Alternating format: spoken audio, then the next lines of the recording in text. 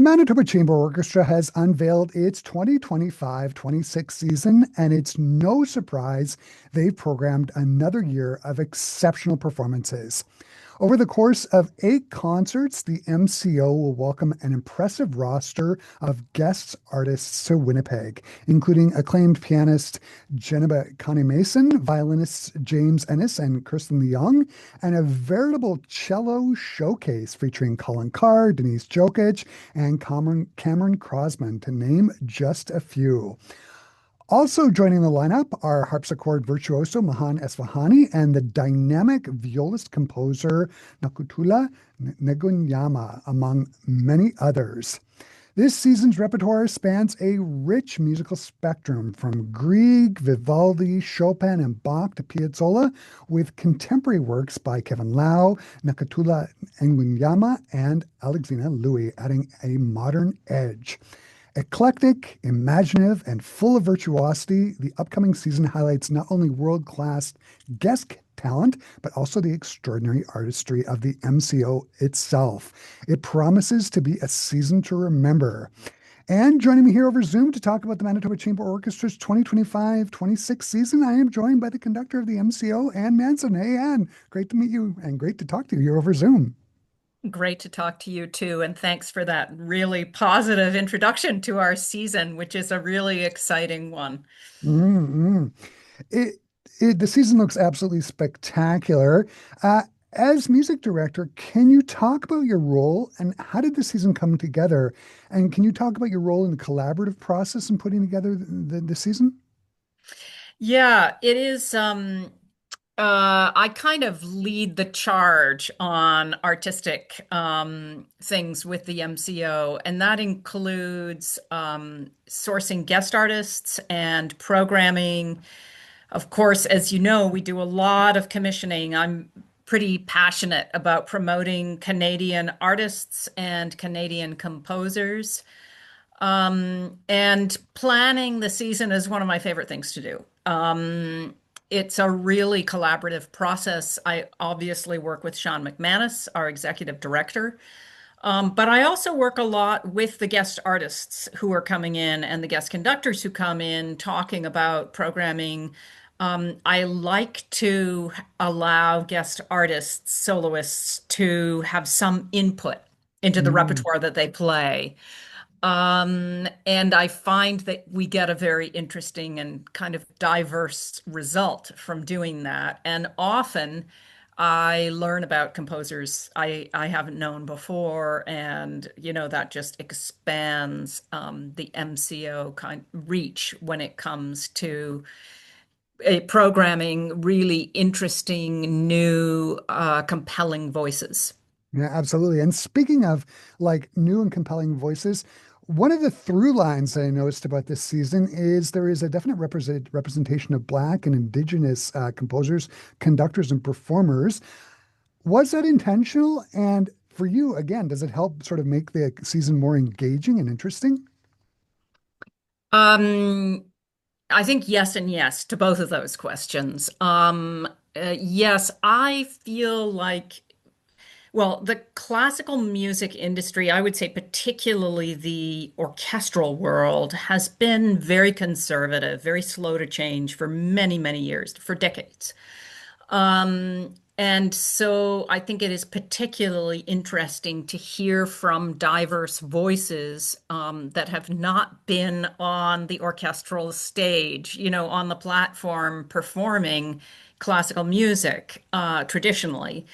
And I also have I guess, a personal connection, I've been doing this for a while. And Mm, when I started out as a woman conductor, it could be really challenging to get my voice heard and to get on the podium. As I say, the industry, I think, has been very slow to change in many ways.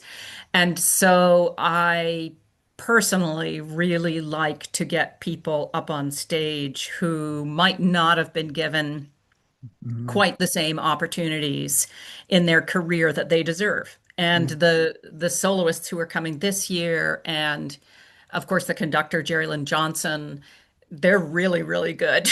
I mean, they Mm, are really, really good. So, and we've found with our audience, they're actually really excited by yeah. seeing new faces on stage and feeling like they are part of this new world that feels like it's opening up in classical music and orchestral music. Yeah, absolutely. I want to get right into the season. The first concert of the season takes place on October the 8th. It's called Season Ascending. It features fantastic violinist Kerson Leong. He's performing Max Richter's reimagining of the Vivaldi Four Seasons, Vaughan Williams' The Lark Ascending, and then the orchestra is going to be doing the Holberg Suite by Grieg. You're actually not conducting this concert, but I'll let you give the elevator pitch. Why is this concert so special, and why is the rep so special, and why should people go see it? Well, this is kind of framing of the season that I was keen to do. Kerson is a really brilliant Canadian violinist, young Canadian violinist, and he has had a long association with James Ehnes. James has really, really promoted him and recognized very early on how talented he was. Mm, So I really liked the idea of framing the season with Kerson on one end and James Ennis on the other. And as you know, James is celebrating his 50th birthday. So this is a special 50th birthday tour that we are presenting one of the concerts of. So, yes, and Kerson is going to be leading this concert himself. And we found this is a great way to explore an artist. The orchestra responds really well to not having a conductor. They respond well to conductors too, that's for sure. But I think that it gives them a special feeling of autonomy yeah, not to have a conductor on the podium. And so we've worked a lot with Aislinn Noski, with Colin Carr, one of the cellists who's going to be part of the cello festival, and quite a few soloists who've led. So the Richter Four Seasons is a really interesting piece. It it is audibly taken from the Vivaldi Four Seasons. mm, You really hear the Four Seasons in there, but it's a fresh look at that material. And it's a piece that Sean McManus, our executive director, has wanted to program for ages. And when we mentioned it to Kerson, he was extremely enthusiastic about doing it. cool. So Yeah, I think it'll be a really fun journey for the audience. And also we are putting a real emphasis on string players this year, particularly at the beginning of the season and then ending with James's recital. So it's a great opportunity if you have young string players in your circle or in your family or your friends to bring them to these concerts. Obviously, we've got two violinists, we've got a violist, and there are not a lot of viola soloists out there. yeah. And then we've got a lineup of amazing cellists coming. So it's Mm, just a great season to immerse yourself in if you're interested in string playing or you have friends who are learning to play. Mhm. And speaking of that cello lineup, the season for you gets really underway for the second concert of the season. It's called Between Earth and Sky. It takes place on October the 28th. This really is a cello extravaganza. It's a concert that's being put on in conjunction with the International Cello Festival of Canada that's running here in Winnipeg from October the 28th through to November 1st. There's going to be music of Carl Philipp Emanuel Bach, both Haydn concertos on the concert, music by Jacques Etu and Vivaldi. Have you ever conducted both Haydn cello concertos in one evening? And are you excited about conducting this many cello soloists in one concert? Yes, I think it's going to be a long concert. I think it'll be a thrilling concert.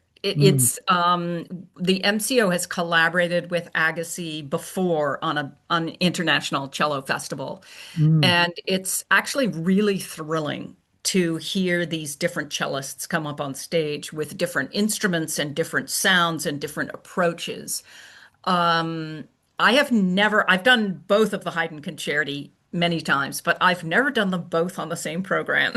So I'm actually really looking forward to that. And also to the other repertoire, including Alexina Louie is doing a special arrangement of a piece she wrote called Bringing the Tiger Down from the Mountain, Mm, which Cameron Crozman is going to be playing. And I'm really looking forward to that as well. In addition to the Etude and the Bach and the Vivaldi Concerto for Two Celli. So it's mhm, going to be a smorgasbord of really delicious treats. mhm. Cameron Crosman's recorded the A2 on the concert, and it's the jockey, that piece is it's just fantastic. Then on November the 12th, the MCO is welcoming violist and composer Nokuthula Ngwenyama to the stage for and on that program, there's a couple of pieces of her own compositions. And then the orchestra is going to be doing the Suite from the East by Jean-Philippe Rameau. Have you worked with Ngwenyama before, and what's her music like? Um, so she goes by Tula, Hmm. which is the easiest the easiest appellation you can use for her. And I've not worked with Tula before. We've been back and forth a bit over what pieces we're going to be working on with her. Um, and I have heard her, however, and she's an amazing violist. I think her music is really interesting. It's very lyrical. It's very well written for strings. Mm, It's a beautiful lyrical line. Um, and her playing is beautiful and lyrical as well. I think her voice is quite unique, actually, as a mm, composer. mm, Um, so yes, there is a slight program change on that program. We were going to be doing the Tabakova suite in the old style, and that has changed. And Tula's going to be playing Alan Hovhannis's viola mm. concerto, which Amazing. is an incredibly beautiful, lush, neo-romantic Yeah, piece that I think everybody's going to be able to really dig their teeth into. yeah, It's going to be yeah, an amazing yeah, program. yeah. Yeah. Mm.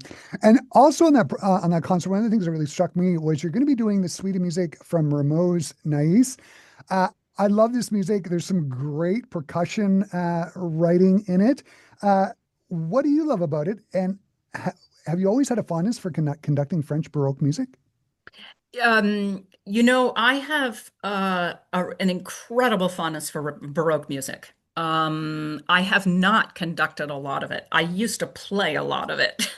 Um, but we have done a little bit with the MCO, and a couple of years ago, I did Handel's opera Alcina with the orchestra. And I realized how well they play this repertoire. It felt to me like a different sound the orchestra was producing when we did that opera. And I just became very excited by the possibilities there. And I think with Baroque music, of course, often there's less written in the score in terms of execution. Mhm, And that leaves a lot open to the imagination of the interpreter. mhm, And I find that a really exciting challenge, mhm, uh, to create colors and you really images with the music. And so, I guess the answer is no, I haven't done a lot, but mhm, I really love this repertoire very, very much. Yeah, and mhm, I'd love to do more with the orchestra. I'd love to do another Handel opera, actually. mhm. Marvelous. Then on February 18th, 2026, there's a concert happening called Dances and Dreams. The MCO is welcoming to the welcoming pianist Jeneba Kanneh-Mason to the stage. She's playing Chopin's second cello concerto, arranged for strings. The concert is going to be conducted by Lynn Johnson. Have you worked with either one of them before? And what do you love about Chopin's second piano concerto? Um, well, Geneva has been to the MCO before. Mhm. Um, when she's still very young, but she was even younger when she last played. She came to the MCO and Jerry Lynn Johnson conducted.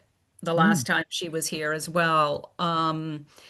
And Jeneba played one of the big Mozart piano concertos, and I can't remember which one. I was not conducting, obviously, Jerry Lynn was, but the concert was a real success. The audience loved Jeneba, the orchestra loved Jerry Lynn.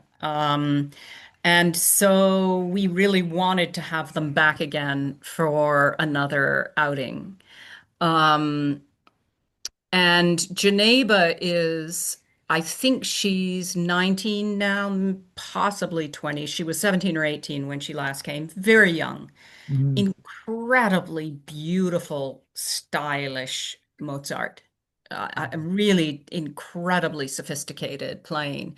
So I think the Chopin is going to be thrilling to yeah, yeah. listen And to. it's going to be interesting to hear it without winds. Although, I mean, Chopin's orchestration for both those piano concertos is pretty light to begin with, anyway. So, It is. Yeah. I actually think both the concerti, those Chopin concerti work okay without winds. You mm, know, they work okay with strings. yeah, Um, mm, and Jerry Lynn is also, she is a very skilled conductor. She is going to be leading a commission from the Canadian composer Katie Agosh of a fairly substantial work, about a 20-minute work. And Katie wrote a horn concerto for us about mm, 4 or 5 years ago that we also commissioned. Jamie Somerville played it, and it was a big success. Again, the audience really loved her music. mm, So I think that'll be very exciting to mm, hear that new piece. And then they're also Jerry Lynn's also leading the William Grant Still piece, which will be, I think, the first time we've played that piece. So it'll be fun for the audience. He's a wonderful composer. Um, then on March 11th of 2026, the MCO is performing a concert called Teal Rainbows with harpsichord superstar Mahna Esfahani. The two big works on the program are Bach's Harpsichord Concerto BWV 1054, and then the orchestra is going to be doing Stravinsky's Pulcinella Suite. It's such great programming. The Pulcinella Ballet borrows from Pergolesi and Wilhelm von Bossenauer, amongst others. From a conducting standpoint, aside from having a soloist, obviously in the Bach, do you need to change your approach when you're conducting Pulcinella, when you're going from the Bach to that? Um, yes, I think you do. The Pulcinella is interesting, of course, because it's a neoclassical work that is based on Baroque music. Mm, So you feel like there are two lines, through lines that are cutting against each other a little bit because it's got that biting quality that Stravinsky has, with the flavor of the Baroque in it. Um, I should add, we have another commission on that program. First of all, Mahna Esfahani is originally from Iran. He is an extraordinary harpsichordist, mm, world-class harpsichordist. We're incredibly lucky to get him to Winnipeg. And I'm thrilled that we managed to. He plays a lot of contemporary music in addition to all the great Baroque concerti. And he also plays a fair amount of jazz and kind of cross genre music on the harpsichord. And Julian Grant, the English composer, has written a new concerto for Esfahani, which is called Vaudeville in Teal. And that's where the title of the concert comes from. And it should be a cross-genre concerto, which is going to have some influence of the Baroque and some influence that's a little more bluesy. mm. So I think that'll be another really exciting premiere we're doing next season. Yeah, fantastic. It just sounds also great. And then on October the 12th, the MCO is joined by Winnipeg's own Sonora Voices for a concert called Company of Birds. Have you seen the Kevin Lau work that's been commissioned for this concert? And the other thing I'm wondering is, have you conducted Piazzolla's Las Cuatro Estaciones Porteñas, or the Four Seasons of Buenos Aires, that's on the program? I have not seen Kevin's new piece, but I have tremendous confidence in him. He was our composer in residence. I think initially we had asked him to be composer in residence for 3 years, and it turned out to go on from that to close to 5 years through the pandemic. And now he's no longer composer in residence, but I can't help keeping asking him to write for us. He is a really beautiful composer. He wrote a song cycle for us that Lizzie Hoyt, the Winnipeg mezzo, performed, which was extraordinary. One of the best pieces of contemporary music I have ever heard. Mm. Um, so I have no doubt that he will write an extraordinary piece. Kevin also has another string to his bow, and he writes children's books. Ah, ah. So when I heard this, I did not know this. When I heard it, I thought, let's ask him to write a piece for children's choir. And that's what he's doing for this concert. So I'm very curious to see how it turns out. And I'm sure it will be a beautiful piece. Mhm. What about the Four Seasons of Buenos Aires by Yes, Piazzolla? yes, I've done the Piazzolla before. And of course, I love it. How can you not love it? Yeah, yeah, So much absolutely. fun. Mm. I want to stay in the month of April 2026. There's a concert on the 30th at the Des Hotels Concert Hall called Songs of River and Fire. This one welcomes Métis soprano Melody Courage and award-winning mezzo-soprano Marion Newman. There's going to be music on the program by Strauss, Handel, Offenbach, Rossini, and even a piece by Marion Newman herself. What excites you about this concert? Well, I love working with singers, first of all. And these are two singers, both really beautiful voices and singers I haven't worked with before. Um, I also think they have done a lot of concerts together. So they're Mm, used to singing duets. I think it's going to be incredibly fun, the programming. There is a serious side to a lot of the music. And then there is a really fun side to quite a few of the duets. So I think it's going to be, like bosom buddies from Mame. I think so. I think there are quite a few pieces by Canadian short arias and duets by Canadian composers, but then there are a lot of very traditional arias, Rossini, Una voce poco fa, and so forth. So there's again, it's a smorgasbord. I think there's going to be something for everybody in that concert, and it'll be a lot of fun. mhm. The final concert of the season takes place on May 8th and features Manitoba's own James Ehnes. He's going to be performing a solo recital consisting of the music of Brahms, the Norwegian composer Christian Zinding, and Bartok. This is a real soft pitch across the plate. Why should people go see this concert? Well, they should go because he's one of the world's greatest violinists. Yeah. And I don't know what to say. He's worked with the MCO many times. He's led the orchestra, of course. But I didn't get to work with James until a couple of years ago.